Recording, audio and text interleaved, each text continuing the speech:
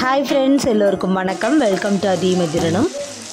தீபாவளிக்கு டிமார்ட்டில் ஆஃபரில் ட்ரைப்ளை கடாய், ஃப்ரை ஃபேன் இதெல்லாமே காம்போவாக வாங்கியிருந்தாங்க. சப்ஸ்கிரைபரும் கேட்டிருந்தாங்க, இது எப்படி இருக்குது, நல்லா இருக்கா, ஒர்த்தாக இருக்கா அப்படின்ட்டு.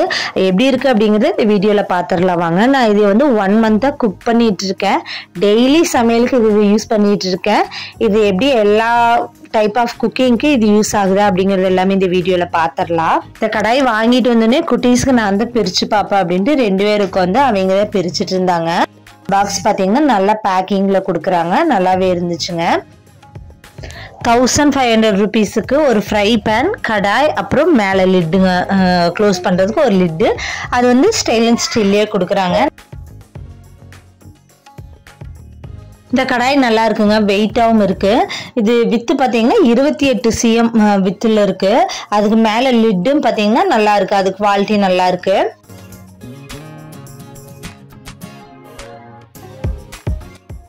ஃபினிஷிங் நல்லா ஸ்மூத்தாக இருக்குங்க, உள்ள நல்லா டீப்பாகவும் இருக்குது, நல்ல ஃபினிஷிங் நல்லா இருக்குது. ஹேண்டில் 2 பக்கமே கொடுத்துருக்காங்க. அப்புறம் வந்து கீழே வந்து நம்ம அவசரமாக பாத்திரமெல்லாம் கழுவுற டைமில் கிளிக்காத மாதிரி ஃபினிஷிங் கொடுத்துருக்காங்க, ஸ்மூத்தாக கொடுத்துருக்காங்க. அதுவும் நல்லா இருக்குங்க. நான் ரொம்ப நாள் பார்த்துட்டே இருந்தேங்க இந்த கடாய் வாங்கணும், ஸ்டெயின்லெஸ் ஸ்டீலில் ஒரு கடாய் ஃப்ரை பேன் வாங்கணும்னு சொல்லிட்டு. ஆஃபரில் இருந்துச்சு. சரி கால்குலேட் பண்ணி பார்க்குறப்ப வந்து ஒவ்வொன்றுமே பார்த்திங்கன்னா 1500, எப்படியுமே ஒரு 600 அந்த ரேஞ்சுக்கு வரும் அப்படின்னு சொல்லிட்டு நானும் வாங்கியிருக்கேன். இந்த ஃப்ரை பேன் நல்லா அகலமாகவே இருக்குங்க. அதோட வித்துமே பார்த்திங்கன்னா 28 cm வருது. வெயிட் ஹெவி வெயிட் அப்படின்னு நிறைய பேர் சொல்கிறாங்க. அது எவ்வளோ ஹெவி வெயிட் வருது அப்படின்னு மெஷினில் பார்த்தோம்னா கடாய் 1 kg வருதுங்க. 1 kgக்கு கம்மியாக 950 கிராம் அந்த மாதிரி வருது. ஃப்ரை பேன் பார்த்தீங்கன்னா 700 கிராம் அந்த மாதிரி வருது. பிராண்டு பார்த்தீங்கன்னா ஹோம்ஸோன் பிராண்டு.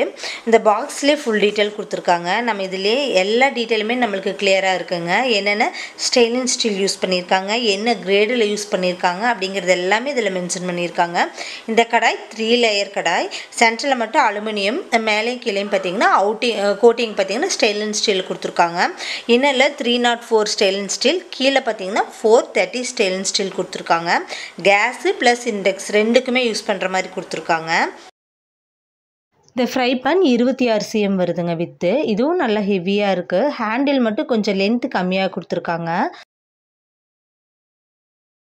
கடாய், ஃப்ரை பேன் 2 ஹேண்டிலுமே பார்த்தீங்கன்னா SS ஹெவி டியூட்டியில் பண்ணியிருக்கிறதா அதிலே போட்டிருக்காங்க, பாக்ஸில் மென்ஷன் பண்ணியிருக்காங்க. ஃப்ரை பேனோட ஹேண்டில் கைப்பிடி மட்டும் லென்த் ரொம்ப கம்மியாக இருக்குங்க, 19 cm தான் இருக்கும்.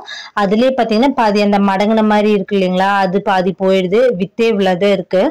அது மட்டும் கொஞ்சம் லென்த்தாக கொடுத்துருந்தாங்கன்னா இன்னும் நல்லா இருந்திருக்கும். வருதான்னு பார்த்தா கண்டிப்பாக வருதுங்க. ஸ்டார்டிங் ஸ்டேஜில் லைட்டாக ஏதாச்சும் மசாலா ஃப்ரை பண்ணுற டைமில் ஹீட் வர்றதில்ல. டீப்பாக ஏதாச்சும் குக் பண்ணுற டைமில் நம்ம வந்து துணி வச்சு எடுக்கிற மாதிரி தான் இருக்குது. அந்த அளவுக்கு வந்து அது வந்து ஹீட் வந்து தாங்கிறது இல்லை. அதே மாதிரி இதில் என்னென்ன சமைக்கலாம் அப்படிங்கிறத பார்த்துடலாங்க. நான் ஒரு நாள் இந்த கடாயில் பூரி தான் செஞ்சேங்க. அப்புறம் பார்த்தீங்கன்னா பூரிக்கு வந்து நம்ம எப்பவுமே ஹை ஃப்ளேமில் வச்சு பூரி போடுவோம் இல்லைங்களா, அப்போ வந்து அந்த ஹீட் பார்த்தீங்கன்னா பேஸில் மட்டும் ஹீட்டாக இருந்தால் பரவாயில்ல. நம்ம ஹை ஃப்ளேமில் வைக்கிற டைமில் சைட்லேயும் பார்த்தீங்கன்னா அந்த ஹீட் ஹெவியாக இருக்கறனால அப்படியே கருப்பாயிடுதுங்க. அது கொஞ்சம் கிளீன் பண்றதுக்கு சிரமமா இருக்குங்க. கலரும் சேஞ்ச் ஆயிடுது. நம்ம புதுசு மாதிரியே மெயின்டைன் பண்ணணும் அப்படின்னா அது மெயின்டைன் பண்ண முடியாது. கொஞ்சம் கருப்பா பிடிச்சிருது இல்லைங்களா, அதை வந்து கிளீன் பண்றதுக்கு தேய்ச்சி கழுவ வேண்டியதா இருக்கு. அப்போ பாத்தீங்கன்னா அது கிராச் விழுந்துருது.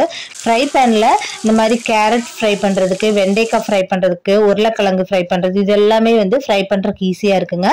ரொம்பவே அடி பிடிக்கிறதே இல்லை அப்படின்னால சொல்ல முடியாதுங்க, லைட்டா அடி பிடிக்குது. இருந்தாலும் கிளீன் பண்றது ஈஸியா இருக்குங்க. டக்குன்னு அந்த கரை எல்லாமே போயிடுது. கீழே பேஸ்ல எந்த பிரச்சனையும் இல்லைங்க, கரை எல்லாமே போயிடுது. ஹை ஃப்ளேம்ல வைக்க டைம்ல சைட்ல மட்டும் அந்த கரை பிடிக்கிறது மட்டும் போறது இல்லை, அது கொஞ்சம் சிரமமா இருக்கு. மற்றபடி நல்லா இருக்கு.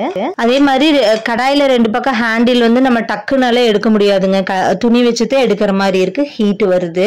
நம்மளுக்கு இந்த ரேட்டுக்கு ஓவரால் நல்லா இருக்குங்க. அப்புறம் ஃப்ரை பேன்ல மட்டும் பாருங்க, அந்த சென்டர்ல பாத்தீங்கன்னா லைட்டா பிளாக் அடிச்ச மாதிரி இருக்கு. அது ஓவர் ஹீட் நம்ம வைக்கிற டைம்ல இந்த மாதிரி லைட்டா பிளாக் ஆயிடுதுங்க.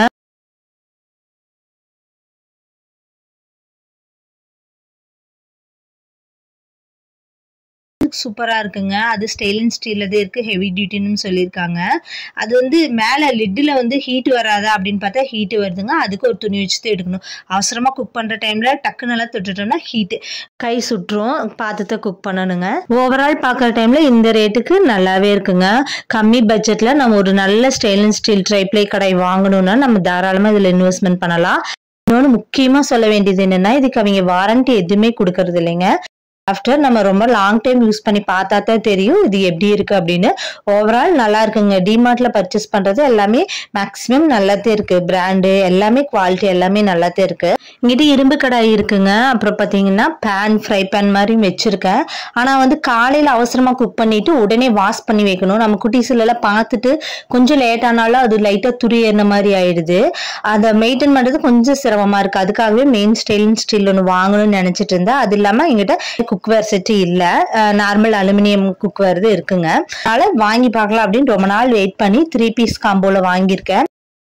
நீங்க கம்மி பட்ஜெட்ல இந்த மாதிரி ஒரு குவாலிட்டியான குக்வேர் செட் வாங்கணும் அப்படின்னா நீங்க தாராளமா வாங்கலாம். நல்லா இருக்கு.